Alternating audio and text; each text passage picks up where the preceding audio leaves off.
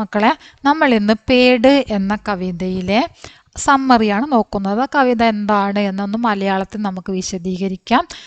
ഇത് എഴുതിയിരിക്കുന്നത് സുശീൽ ശുക്ലാണ്. സുശീൽ ശുക്ല് ബാലസാഹിത്യകാരനാണ്. ഇവിടെ വായിച്ചു നോക്കിയാൽ നമുക്കറിയാൻ പറ്റും അദ്ദേഹം ബാലസാഹിത്യകാരനാണ് അല്ലേ. ബാലസാഹിത്യ പുരസ്കാരം നേടിയിട്ടുള്ള കവിയാണ് നമ്മുടെ സുശീൽ ശുക്ലജി. അദ്ദേഹം എഴുതിയിരിക്കുന്ന കവിതയാണ് പേട്. വളരെ മനോഹരമായിട്ട് മരത്തിനെ അദ്ദേഹം ഇവിടെ ഒരു തയ്യൽക്കാരനായിട്ടാണ് ചിത്രീകരിച്ചിരിക്കുന്നത്. അപ്പോൾ നമുക്ക് നോക്കാം. ബാലസാഹിത്യകാരനായിട്ടുള്ള സുശീൽ ശുക്ലജി ഈ കവിതയിൽ മരങ്ങളുടെ പ്രാധാന്യത്തെക്കുറിച്ചാണ് പറയുന്നത്. മരങ്ങളുടെ പ്രാധാന്യത്തെക്കുറിച്ചും അവയുടെ സർഗാത്മകതയെക്കുറിച്ചുമൊക്കെ ഇവിടെ വരച്ച് കാണിക്കുകയാണ് ചെയ്യുന്നത്. ഈ കവിതയിൽ വൃക്ഷത്തെ ഒരു തയ്യൽക്കാരനായിട്ടാണ് കവി ചിത്രീകരിച്ചിരിക്കുന്നത്. ഒരു തയ്യൽക്കാരനായിട്ടാണ് കവി ഇവിടെ ഈ വൃക്ഷത്തിനെ ഇവിടെ കവി ചിത്രീകരിച്ചിരിക്കുന്നത്.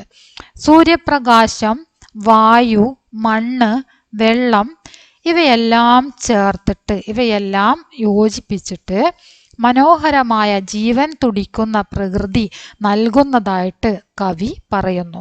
ജീവൻ തുടിക്കുന്ന പ്രകൃതി നമുക്ക് നൽകുന്നു. എന്തെല്ലാം ചേർത്തിട്ട്? സൂര്യപ്രകാശവും വായുവും മണ്ണ് വെള്ളം ഇവയെല്ലാം യോജിപ്പിച്ചിട്ട് മനോഹരമായ ഒരു പ്രകൃതി നമുക്ക് നൽകുന്നു.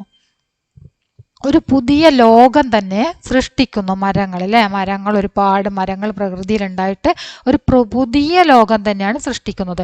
ഓരോ മരത്തിലും ഉണ്ടാകുന്ന കായ്കളും കനികളും പൂക്കളും ഒക്കെ കാണാൻ വളരെ മനോഹരമാണ് അല്ലേ. അപ്പം അതുകൊണ്ടാണ് അതിനെ ഒരു തയ്യൽക്കാരനായിട്ട് പറയുന്നത്. ഓരോ മരത്തിലും പ്രത്യേകമായിട്ട് ഓരോ മരത്തിനും പ്രത്യേകം കായ്കളുണ്ട്. അതായത് മാവിൽ മാങ്ങ ഉണ്ടാകുന്നു, പ്ലാവ്, അതിൽ ചക്ക, അങ്ങനെ ഓരോന്നിനും ഓരോ പഴങ്ങൾ, അതായിട്ട് വളരെ മനോഹരമായിട്ടുള്ള പൂക്കൾ, പല നിറത്തിലുള്ള പൂക്കൾ, ഇലകൾ വളരെയധികം മനോഹരമായിട്ട് പ്രകൃതിയെ മനോഹരമാക്കുന്നു എന്നാണ് പറഞ്ഞത്.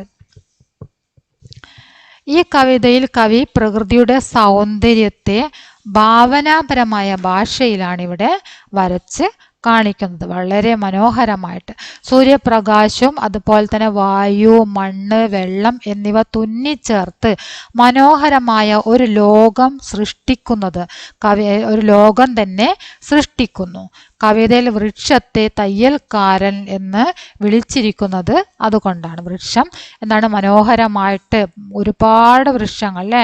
ഒരു വൃക്ഷത്തിൽ നിന്നും മറ്റൊരു വൃക്ഷം വളരെ മനോഹരമായിട്ട് നമ്മൾക്ക് തയ്യൽക്കാരൻ നമുക്ക് ഡ്രസ്സ് തയ്ച്ചു തരുന്നു. ആ ഡ്രസ്സ് തയ്ച്ചു തരുന്നത് എങ്ങനെയാണ്? നമ്മൾ അതിന് വേണ്ടിയിട്ട് എന്താണ് നൽകുന്നത്? തുണിയാണ് നൽകുന്നത്.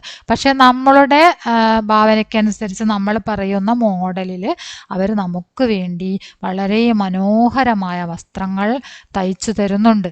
അതുപോലെ ഒരു വൃക്ഷം അതിൻ്റെ പൂക്കളിലൂടെയും ഇലകളിലൂടെയും നിറവും സുഗന്ധവും എല്ലാം സംയോജിപ്പിച്ചിട്ട് മനോഹരമായ ഒരു കാഴ്ചയാണ് നമുക്ക് നൽകുന്നത് അല്ലേ.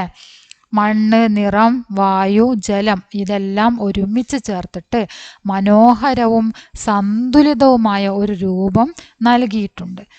ഒരു തയ്യൽക്കാരൻ എങ്ങനെയാണോ ഒരു വസ്ത്രം തുന്നിച്ചേർത്ത് അവയ്ക്ക് രൂപം നൽകുന്നത്, അതുപോലെ ഈ ഘടകങ്ങളെല്ലാം സംയോജിപ്പിച്ചിട്ട് ജീവൻ്റെ ഒരു തുണി, ജീവൻ്റെ ഒരു തയ്യൽക്കാരൻ എങ്ങനെയാണോ വസ്ത്രങ്ങൾ തയ്ക്കുന്നത്, അതുപോലെ ഒരു ജീവൻ്റെ തുടിപ്പുള്ള ഒരു വസ്ത്രം പോലെയാണ് ഇവിടെ കവി പറഞ്ഞിരിക്കുന്നത്. ഓക്കെ, അപ്പോൾ ഇതാണ് നമ്മുടെ കവിതയുടെ ഒരു ആശയം, അതായത് അതിൻ്റെ ഒരു സമ്മറി എന്ന് പറയുന്നത്.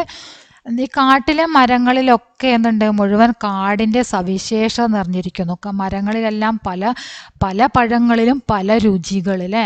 പല ചെടികൾക്കും പല തരത്തിലുള്ള ഇലകൾ. എല്ലാ ഇലകളും ഒരുപോലെയാണോ? അല്ല. വളരെയധികം മനോഹരമായിട്ടുള്ള പല തരത്തിലുള്ള ഇലകൾ, വളരെയധികം വ്യത്യസ്തമായ ഷേപ്പുള്ള ഇലകളൊക്കെ നമ്മൾ കണ്ടിട്ടുണ്ട് അല്ലേ. ഓരോ ചെടിക്കും ഓരോ തരത്തിലായിരിക്കും ഇലകൾ ഉണ്ടാവുക. ഇതൊക്കെയാണ് മരത്തിനെ എന്തായിട്ട് പറഞ്ഞിരിക്കുന്നത്? ഒരു തയ്യൽക്കാരനായിട്ട് ഇവിടെ പറഞ്ഞിരിക്കുന്നത്. ഓക്കെ, വളരെ മനോഹരമായിട്ട് ഇവിടെ അദ്ദേഹം കവിത വളരെ ലളിതമായ രീതിയിൽ തന്നെയാണ് ഇവിടെ ചിത്രീകരിച്ചിരിക്കുന്നത്. ബാലസാഹിത്യകാരനായതുകൊണ്ട് തന്നെ കുട്ടികൾക്ക് മനസ്സിലാകുന്ന രീതിയിൽ വളരെ മനോഹരമായിട്ട് ഇവിടെ കവിത വ്യക്തമാക്കിയിരിക്കുന്നു. ഇതാണ് ഈ കവിതയുടെ ഒരു ഏകദേശ സമ്മറി.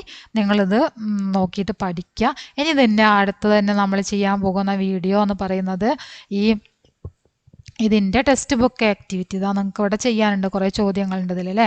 ഈ ചോദ്യങ്ങൾ ഇതിന് താഴെയായിട്ടും കുറേ ചോദ്യങ്ങൾ നിങ്ങൾക്ക് വരുന്നുണ്ട്. ഇതൊക്കെയാണ് ഇനി അടുത്ത ദിവസം തന്നെ, നാളെ തന്നെ നമ്മൾ ചെയ്യാൻ പോകുന്ന ടെക്സ്റ്റ് ബുക്ക് ആക്ടിവിറ്റിയാണ് നമ്മൾ ചെയ്യാൻ പോകുന്നത്. അതിനുശേഷം ഈ ഒരു ചാപ്റ്ററിൽ ഒരു 20 മാർക്കിനുള്ള ഒരു എക്സാം ക്വസ്റ്റ്യനും കൂടെ നമ്മൾ ചെയ്യും. അതോടുകൂടി ഈ ചാപ്റ്റർ കഴിഞ്ഞിട്ട് പിന്നെ അടുത്ത ചാപ്റ്ററിലേക്കാണ് നമ്മൾ എടുക്കാൻ പോകുന്നത്. ഓക്കെ, അപ്പോൾ എല്ലാവരും ക്ലാസ് കാണുക. കണ്ടതിന് ശേഷം നിങ്ങളുടെ അഭിപ്രായങ്ങൾ അറിയിക്കുക. ഇനി നിങ്ങൾക്ക് കൂടുതൽ ക്ലാസ്സുകൾ ആവശ്യമുണ്ടെങ്കിൽ നിങ്ങൾക്ക് പറയാം, കമൻ്റായിട്ട് അറിയിക്കാം. മറ്റുള്ള ക്ലാസ്സുകളോ അതുപോലെ തന്നെ വാട്സപ്പ് വഴിയോ ഗൂഗിൾ മീറ്റ് വഴിയോ ഒക്കെ ക്ലാസ് വേണ്ടവരുണ്ടെങ്കിൽ നിങ്ങൾക്ക് നിങ്ങളുടെ അഭിപ്രായങ്ങൾ അറിയിക്കാം. സംശയങ്ങൾക്ക് ക്ലാസ്സുകൾ തരുന്നതായിരിക്കും. ഓക്കെ.